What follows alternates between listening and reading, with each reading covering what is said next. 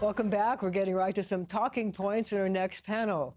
Brooklyn Borough President Eric Adams says stop and frisk was a good policy, just not always used correctly. Here to break it all down are Erica Dumas, a senior vice president at Mercury, and Chris Coffey, the head of the New York practice for Tusk Strategies. So you just heard our good friend Eric Adams. Does he have a chance in the mayoral race?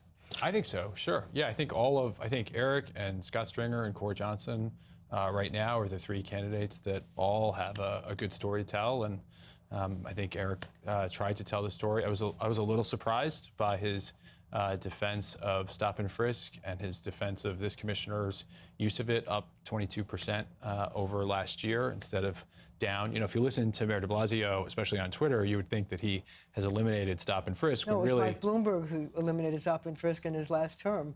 92%. 92% decline as opposed to a 22% increase. So it's interesting. I think Eric Adams is a front runner. I mean, he's a strong candidate. He understands the city better than any of the other candidates. I think he's safe, and I think people want to see someone who's competent. See, I think that an interesting question is what role his experience as a police officer will play in the campaign. You know, will he be a moderating force in a city that sometimes feels tension with the police department? Or will his opponents try to turn it against him?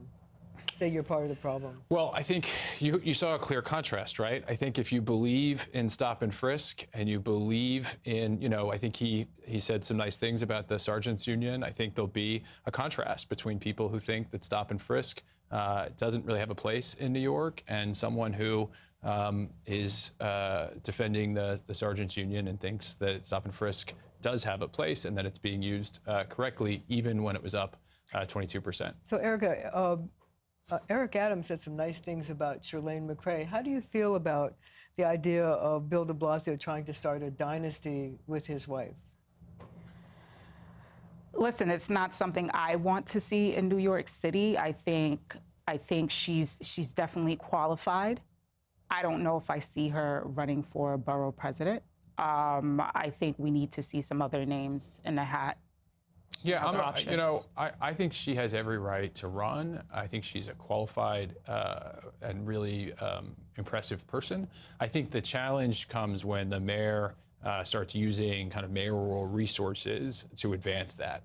So you're saying that Thrive and giving her all these powers? Well, no, I don't. You know, I don't think that was. I don't know. I have no idea. I don't think that was coordinated. I think it's the, you know, if the mayor's making calls and leaning on people to help her now, that's when it starts to feel. Or she has this podcast now that's only targeted to Brooklyn, which maybe that raises problems. Yeah, I mean, you know, maybe that was not intentional, but it starts to feel yucky, and I think that might hurt her. I mean, that perception, I think you want to be your own person and she is, and she's totally qualified to do that. I think it'll be a race. I don't think it'll be a runaway, and I think it'll be a race. So let's switch topics to the presidential race and our favorite son from Massachusetts, from New York, who came from Massachusetts, Michael Bloomberg.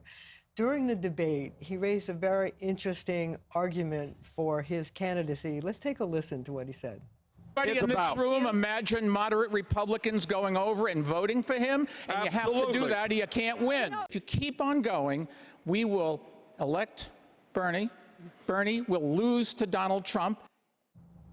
So is that the argument that should convince Democrats to take a second look at the field of candidates? Erica. Yes. I think Bloomberg and Biden are the only ones with a shot against Trump. And I think Bloomberg's absolutely right. If the candidate is Bernie, I think we will lose to Trump again. You know, you've got these 40 House seats that were won in 2018, most of them in moderate districts. Just talk to the folks in those districts, many of whom have endorsed Mike, some of whom have endorsed Vice President Biden as well. It's really hard to win with a socialist on the top of the ticket. And I think, you know, you can start identifying people in our own lives. Is that because the more liberal Democrats tend to vote in primaries, and that's why Bernie has been... Well, he's getting 25% of the vote, 25, 30% of the vote. And you have Everybody else. Yeah, everyone else kind of splitting up. Even, by the way, there's a perception that you add Elizabeth Warren to Bernie, but even Elizabeth Warren's voters in Iowa, when she didn't hit the 15% threshold, mostly went to Pete and to others. So I think you're either burn the house down with Bernie, or you're for fixing the problems that we have now without burning the house down. And so, he'll stay in his 27%, 30% range. The question is, can Mike Bloomberg, get past that on Super Tuesday? And I think we're going to see. Well, here's the question. He has really taken the fight to Bernie on every level. Just a few days ago, he challenged Bernie to release his heart records because he had just had a heart attack a few months ago. Does that kind of thing work in this campaign? Will it affect how people vote on Super Tuesday? I don't think it does with millennials. Millennials are leaning towards Bernie for whatever reason, so I don't think it hurts when it comes to younger voters. Yeah, I think it's a really fair question, though, for someone who had a heart attack on this campaign to release their medical records. And hasn't been releasing the records, and Mike Bloomberg released everything. Yeah, in the Trumpian style of here's a letter from my doctor, that says I'm fine, but I'm not going to release any of the records. He's 78 years old. He just had a heart attack because he was overworked, and now he's applying for the highest job in the land. And I think, there's a certain level of transparency that should come with that. Otherwise, he is no different than the cheeseburger-eating commander-in-chief.